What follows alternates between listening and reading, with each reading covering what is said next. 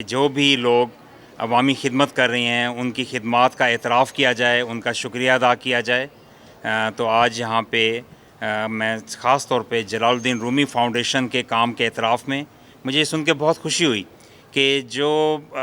flood کی وجہ سے بہت عرصہ کئی ہفتے ٹرین کی سروسز تعطل کا شکار جب رہی تھیں تو اس وقت ہمارے کلی جو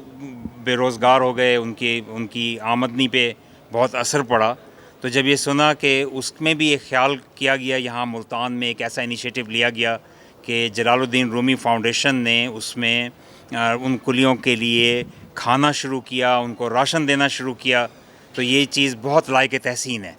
تو میں نے آج اس انیشیٹو کو بھی دیکھا ہے، راشن کی تقسیم کو بھی دیکھا ہے، اور یہ پلانٹ جس کو اوریجنلی بھی